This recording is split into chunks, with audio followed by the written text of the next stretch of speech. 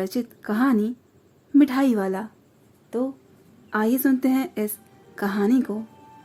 बहुत ही मीठे स्वरों के साथ वह गलियों में घूमता हुआ कहता, बच्चों को बहलाने वाला, खिलौने वाला। इस अधूरे वाक्य को वह ऐसे विचित्र किंतु मादक मधुर ढंग से गाकर कहता कि सुनने वाले एक बार अस्थिर हो उठते। उसके स्नेह भिष्टित कंठ से फूटा हुआ गान सुनकर निकट के मकानों में हलचल मच जाती। छोटे छोटे बच्चों को अपनी गोद में लिए युवतियां चीखों को उठाकर छज्जों पर नीचे झांकने लगती। गलियों और उनके अंतर्व्यापी छोटे छोटे उद्यानों में खेलते और इठलाते हुए बच्चों का झुंड उसे घेर लेता और तब वह खिलौने वाला वहीं बैठकर खिलौने की पेटी खोल देता। बच्चे बच्चे खिलौने देखकर पुलकित हो उठते। वो पैसे लाकर खिलौने वाले से मोल भाव करने लगते। पूछते, इसका दाम क्या है? ऑलेज का। खिलौने वाला बच्चों को देखता और उनकी नन्ही नन्ही उंगलियों से पैसे ले लेता और बच्चों की इच्छानुसार उन्हें खिलौने दे देता। खिलौने लेकर फिर बच्चे उछलने कूदने लगते और तब फिर वो खिलौने वाला उसी प्रकार गाकर कहता, बच्चों को बहलाने वाला, खिलौने वाला। सागर की हिलोर की भांति उसका यह मादक गान गली भर के मकानों में इस ओर से उस ओर तक लहराता हुआ पहुंचता और खिलौने वाला आगे बढ़ जाता। राय विजय बहादुर के बच्चे भी एक दिन खिलौने लेकर घर आए। वे दोनों बच्चे थे, चुन्नू और मुन्नू। चुन्नू जब खिलौने लेकर आया तो बोला, मेला घोला कैसा सुंदर है।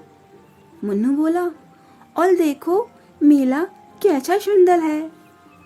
दोनों अपने हाथी घोड़ा लेकर घर भर में उछलने लगे और इनकी बच्चों की माँ रोहिणी कुछ देर तक खड़े खड़े उनका खेल निखरती रही।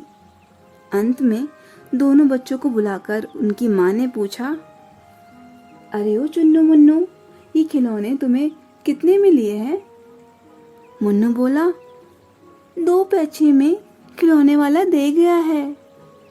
रोहिणी सोचने लगी, इतने सस्ते कैसे दे गया है, यह तो वही जाने, लेकिन दे तो गया ही था, इतना तो निश्चय है। एक जरा सी तो बात ठहरी थी ये। रोहिणी अपने काम में लग गई, फिर कभी उसे इस पर विचार करने की आवश्यकता भला क्यों पड़ती।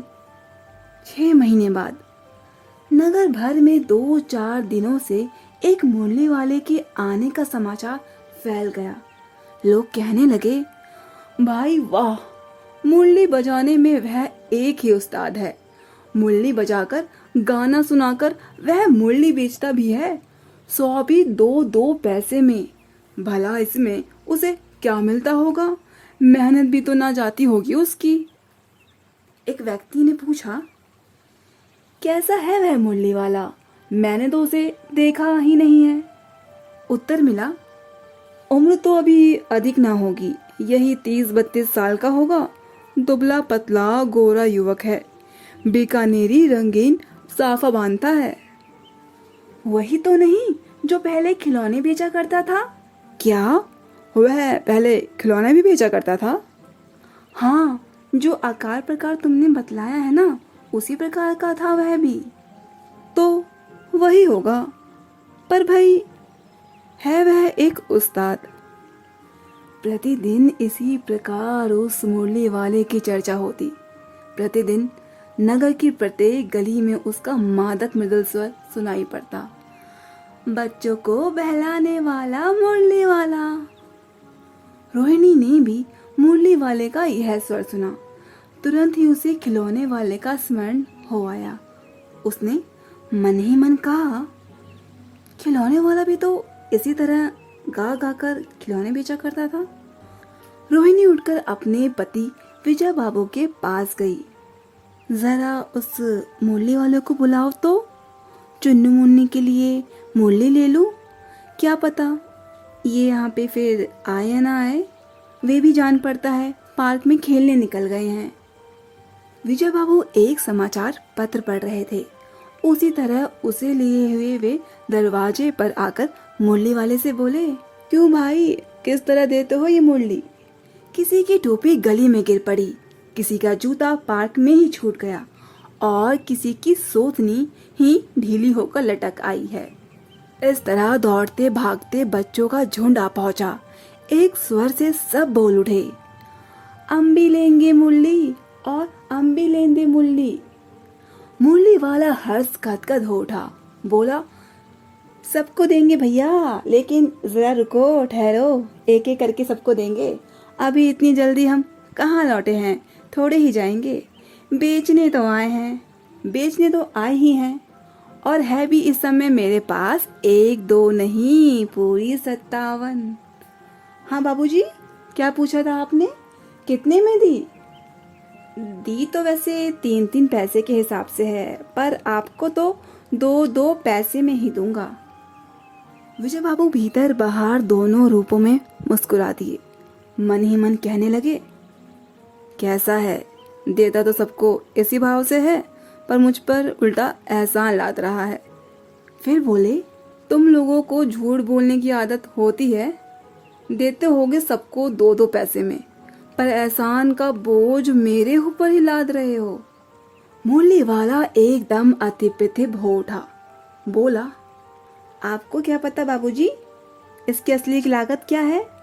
यह तो ग्राहकों का दस्तूर होता है कि दुकानदार चाहे हानि उठाकर भी चीजें क्यों ना बेचे, पर ग्राहक यही समझते हैं दुकानदार मुझे लूट रहा है।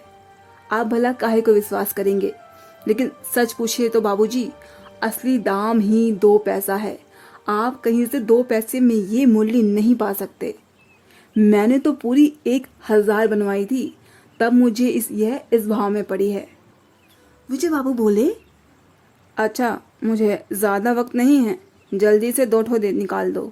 2 मूलियां लेकर विजय बाबू फिर मकान के भीतर पहुंच गए। मुरली वाला देर तक उन बच्चों के झुंड में मूलियां बेचता रहा। उसके पास कई रंग की मूलियां थी। बच्चे जो रंग पसंद करते, मुरली वाला उसी रंग की मूली निकाल देता। यह बड़ी अच्छी मूली है, तुम यही ले लो बाबू। राजा बाबू, तुम्हारे लायक तो बस यही है। हाँ भैया, तुमको वही देंगे, ले लो ले लो। तुमको वैसी ना चाहिए, यह नारंगी रंग की है। अच्छा, वही ले लो, ले जाओ, ले आए पैसे। यह बड़ी अच्छी मूली है, तुम यही ले लो बाबू। राजा बाबू, तुम्हारे लायक तो बस यही है। हाँ भैया, तुमको भी वही देंगे, ये लो। तुमको वैसी ना चाहिए, यह नारंगी रंग की है। अच्छा, वही ले लो, ले आए पैसे। अच्छा, ये लो, तुम्हारे लिए मैंने पहले से ही निकाल रखी है। तुमको पैसे नहीं मिले? तुमने अम्मा से ठीक तरह से मांगे ना होंगे। धोती पकड़कर पैरों में लिपटकर अम्मा से पैसे मांगे जाते हैं बाबू। हाँ, फिर जाओ, अब की बार मिल जाएंगे। दोनी है तो क्या हुआ, ये लो पैसे वापस लो। ठीक है, हो गया है ना हिसाब, मिल गए पैसे। देखो, मैंने तरकीब बताई है। अच्छा, अब तो किसी को नहीं लेना है ना, सब ले चुके। तुम्हारी माँ के पास पैसे नहीं है? अच्छा, तुम यह ले लो। अच्छा, तो मैं चलता हूँ। इस तरह मुरली वाला फिर आगे बढ़ गया। आज अपने मकान में बैठी रोहिणी मुरली वाले की सारी बातें सुनती रही। आज फिर उसने अनुभव किया कि बच्चों के साथ इतने प्यार से बातें करने वाला फेरी वाला पहले कभी नहीं आया। फिर वह सौदा भी कैसे सस्ता बेचता है, भला आदमी जान पड़ता है। समय की बात है, जो बेचारा इस तरह मारा मारा फिरता है, पेट ना जो कराए सो थोड़ा। इसी समय मुरली वाले का क्षीण स्वर दूसरी निकट की गली से सुनाई पड़ा। बच्चों को बहलाने वाला मुरली वाला। रोहिणी इस स्वर को सुनकर मन ही मन कहने लगी, और कैसा मीठा स्वर है इसका। बहुत दिनों तक रोहिणी को मुरली वाले का वह मीठा स्वर और उसके बच्चों के प्रति वह स्नेह शक्ति बातें याद आती रही। महीने के महीने बीत आए और चले भी गए। फिर मुरली वाला ना आया। धीरे धीरे उसकी स्मृति भी क्षीण हो गई। 8 मास बाद सर्दी के दिन थे। रोहिणी स्नान करके मकान की छत पर चढ़कर अजानुलंबित केश राशि सुखा रही थी। इस समय नीचे की गली में सुनाई पड़ा, बच्चों को बहलाने वाला मिठाई वाला। इस समय नीचे की गली में सुनाई पड़ा, बच्चों को बहलाने वाला मिठाई वाला। मिठाई वाले का स्वर उसके लिए परिचित था। छत से रोहिणी नीचे उतर आई। उस समय उसके पति मकान में नहीं थे। हाँ, उनकी वृद्धा दादी थी। रोहिणी उनके निकट आकर बोली, दादी, चुन्नू मुन्ने के लिए मिठाई लेनी है, जरा कमरे में चलकर ठहराओ उसे। मैं उधर कैसे जाऊं? कोई आता ना हो। जरा हटकर मैं चिक्स की आट नहीं बैठी रहूंगी दादी। दादी उठकर कमरे में आकर बोली, ए मिठाई वाले, इधर आना। मिठाई वाला निकट आया और बोला, कितनी मिठाई दूं माँ? ये नए तरह की मिठाइयाँ हैं, रंग बिरंगी, कुछ खट्टी कुछ मीठी, जायकेदार, बड़ी देर तक मुंह में टिकती हैं, जल्दी नहीं घुलती, बच्चे बड़े चाव से चूसते हैं। इन गुड़ों के सिवा ये खांसी भी दूर करती है। कितनी दूं? चपटी गोल पहलदार गोलियां हैं। पैसे की तो मैं 16 ही देता हूँ। दादी बोली, 16 तो बहुत कम है, भला 25 तो देते। मिठाई वाला, नहीं दादी, अधिक नहीं दे सकता। इतना भी देता हूँ तो ये सब मैं तुम्हें खैर मैं इससे अधिक तो ना दे सकूंगा। रोहिणी दादी के पास ही थी। बोली, दादी, फिर भी काफी सस्ती दे रहा है, 4 पैसे की तो ले ही लो। ये रहे पैसे, ये लो। मिठाई वाला मिठाइयाँ गिनने लगा। तो 4 की दे दो। अच्छा, 25 ना सही, 20 ही दे दो। अरे हाँ, मैं बूढ़ी हुई, मोल भाव मुझे ज्यादा करना आता ही नहीं है। कहते हुए दादी के पोपले मुंह से जरा सी मुस्कुराहट फूट निकली। रोहिणी ने दादी से कहा, दादी, इससे पूछो, तुम इस शहर में और भी कभी आए थे या पहली बार आए हो? यहाँ के निवासी तो तुम हो नहीं। दादी ने इस कथन को दोहराने की चेष्टा की ही थी कि मिठाई वाले ने उत्तर दिया, पहली बार नहीं, और भी कई बार आ चुका हूँ।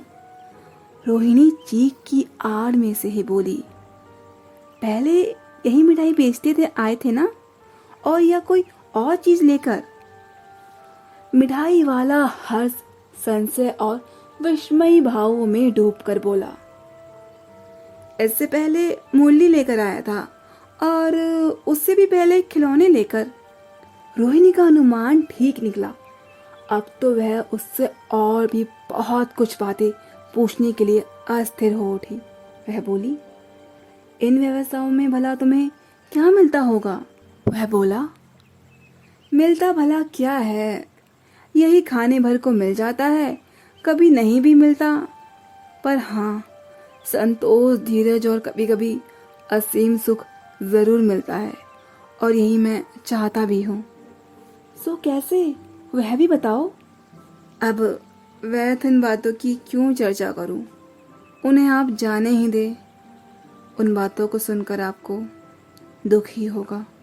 जब इतना बताया है तो और भी बता दो, मैं बहुत उत्सुक हूँ। तुम्हारा हर्जा ना होगा, मिठाई मैं और भी ले लूंगी। अतिशय गंभीरता के साथ मिठाई वाले ने कहा, मैं भी इस नगर का एक प्रतिष्ठित आदमी था। मकान, व्यवसाय, गाड़ी, घोड़े, नौकर, चाकर सभी कुछ था। स्त्री थी, छोटे छोटे 2 बच्चे थे। मेरा वह सोने का संसार था। बाहर संपत्ति का वैभव था, भीतर सांसारिक सुख था। स्त्री सुंदरी थी, मेरी प्राण थी। बच्चे ऐसे सुंदर थे जैसे सोने के सजीव खिलौने। उनकी अटखेलियों के मारे घर में कोलाहल मचा रहता। समय की गति, विधाता की लीला, अब कोई नहीं है। दादी प्राण निकाले ही नहीं निकले, इसलिए अब उन बच्चों को खोज में निकला हूँ। वे सब अंत में तो होंगे तो बस यहीं कहीं ना, आखिर कहीं ना कहीं तो जन्मे ही होंगे। उस तरह रहता तो घुल घुल कर मरता, अब इस तरह सुख संतोष के साथ मरूंगा। इस तरह के जीवन में कभी कभी अपने उन बच्चों की एक झलक सी मिल जाती है।